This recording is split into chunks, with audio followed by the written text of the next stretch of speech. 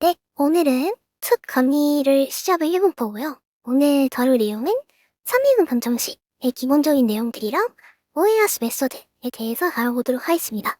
우선 지금 들어가고 있는 목소리가 제 원래 목소리가 아니기 때문에 좀 깨질 수가 있다는 점 먼저 양해를 부탁드리겠습니다. 제가 원래 제 목소리로 녹음을 해봤는데 좀 못 들어지겠더라고. 그래가지고 양해를 부탁드립니다. 우선 사용 미분 방정식에 대해서 먼저 알아볼 건데요. 얘를 영어로 하면은 이제 ODE라고 표현을 합니다. Ordinary Differential Equation이라는 뜻이에요. 이 보이스 모델이 영어만 말을 하면은 깨지더라고. 이게 일본어 기반 표현이어서 그런지. 네. 그래서 이 ODE라는 게 무엇이냐? 기본적으로 함수가 하나의 변수, fx, 우리가 잘 알고 있는 한 변수에만 의존을 할 때, 이런 거를 우리가 y라고 두죠. 이때 우리가 이런 거에 대한 미분 방정식을 쓰는 거를 상미분 방정식이라고 합니다. f가 예를 들어서 x랑 y, 두 변수에 의존을 하는 방정식을 쓰는 거는 현 미분 방정식이라고 해서 저희가 따로 다루는 주제가 되겠고요. 그래서 예를 들어서 y''은 x 플러스 y, 이런 거를 우리가 y는 fx 이런 식으로 나타내고 싶은 거예요.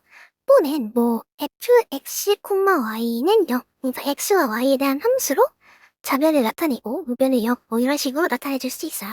그래서 이 왼쪽에 우리가 익스플리시트하게 표현했다 라고 말을 하고요. 오른쪽에 임플리시트하게 표현했다 라고 말을 해줍니다. 그리고 예를 들어서 이런 것도 3미분 검정식이에요. y 더블 프라임에 3y 프라임에다가 2y 한 개 0이다. 이런 것도 우리가 나중에 배우겠지만 y는 fx 또는 fx, y는 0 이런 걸로 나타내줄 수가 있습니다. 그래서 이런 것들을 상미분 방정식이라고 하는 거고요. 제일 간단한 흔기로는 y 프라임은 y 이런 게 있겠죠. 자, y 프라임은 y. 우리 이거 해결할 방법에 고등학교 때 배워가지고 이미 알고 있어요. 뭐죠? y는 2x를 갖다가 넣어주면 2의 x제곱 미분한 거 2x의 제곱이죠. 그 다음에 얘도 2의 x제곱이죠. 그래서 얘가 해가 됩니다. 근데 잘 생각해보면요. 얘도 근이 되죠. c는 그냥 상수입니다. 얘도 근이 됩니다. 왜냐면 얘를 미분하면 c 곱하기 얘를 미분한 거니까 얘도 얘의 근이 됩니다. 그래서 우리가 일반적인 솔루션 얘가 되겠죠. 왜? 얘는 c가 1인 경우일 뿐이니까. 그래서 우리가 이렇게 구한 얘를 제너럴 솔루션 또는 일반해라고 합니다.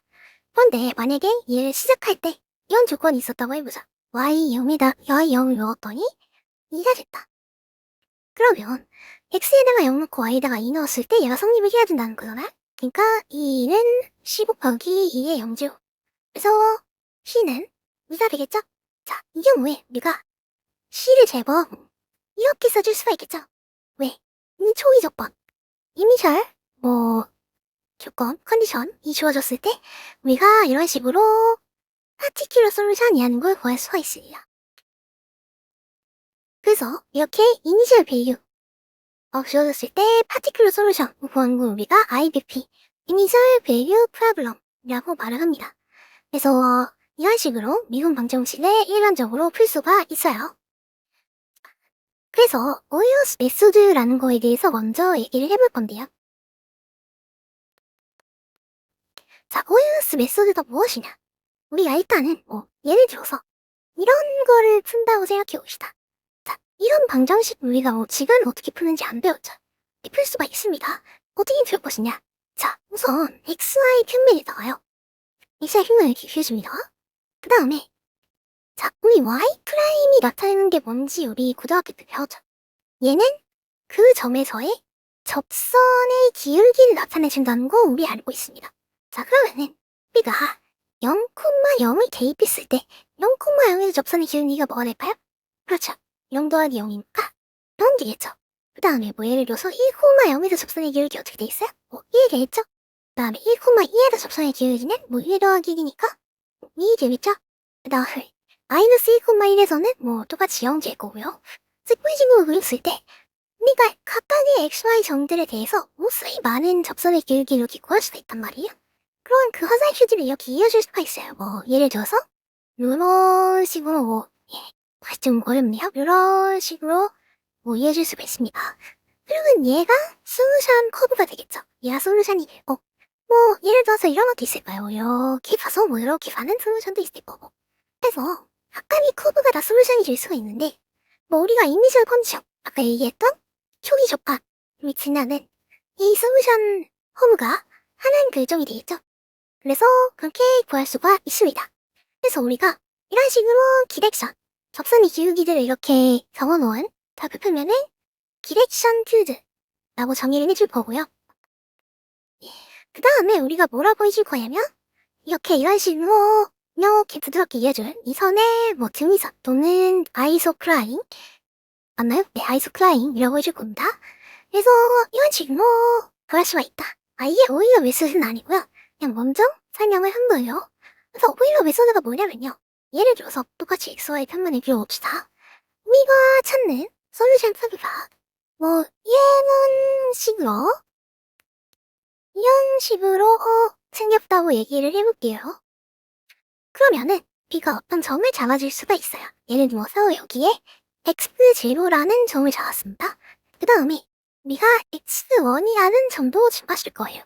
또 우리가 뒤에 나오겠지만 뭐 X2라는 점도 잡아줄 수가 있습니다.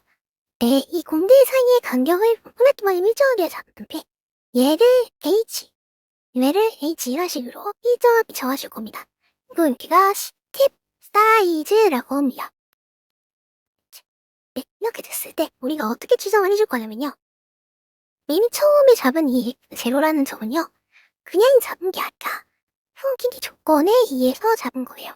즉 이니셜 컨디션 B에서 잡은 거다 라고 생각을 해주시면 되겠습니다. 그래서 무슨 소리냐면 예를 들어서 Y'은 뭐 F, X, Y 뭐 이런 식으로 미분 방정식이 있었겠죠. 그리고 혐의 조건이 이런 식으로 있었던 거야. Y에다가 X0를 넣었더니 Y0가 됐다. 그러면 커브가 X0, Y0 이 지점을 지나는구나 라고 생각을 할 수도 있겠죠. 네. 그래서 여기를 잡은 겁니다. 자, 여기서 뭐를 보냐면요. 접선을 그리고 접선을 뭐 이렇게 그립니다. 그럼 뭐 여기로 새기자. 자, 그러면 우리가 뭘 할 거냐면요. 이렇게 접선을 그려서 X1과 만나는 이 기용에 근사치고 사용을 해줄 거예요. 자, 그럼 이게 어떻게 구하는지 한번 볼게요. 먼저 이만큼은 이 Y0라는 거 이미 알고 있어야죠. 그 다음에 이만큼이 H고 이거에 지은 더워서 기울기는 Y'인데 Y'은 얘랑 같으니까 X, Y0를 F에다가 넣어주게 되겠죠. 그래서 기울기는 F의 X0와 Y0가 된다. 됩니다. 자, 그러면은 우리가 자연스럽게 기울기의 전이에 의해서 이만큼의 길이 H에다가 기울기 이렇게 해줍니다. 되겠죠? 좋습니다. 그럼 우리가 여기에 Y1이라는 값은 사용할 거예요. 저는 Y1에 이만큼 Y0에다가 이만큼 H 곱하기 Fx0 Y0 이렇게 되있네요. 그러면 얘가 근사치가 된다. 똑같은 방식으로요. 이 지점에서 X1, Y1을 또 넣어주면은 이 지점에서 솔루션 커브의 기울기를 구할 수 있을 거하는 예를 들어 이런 식으로 나와있네요. 그럼 여기가 X2, Y2가 되겠죠?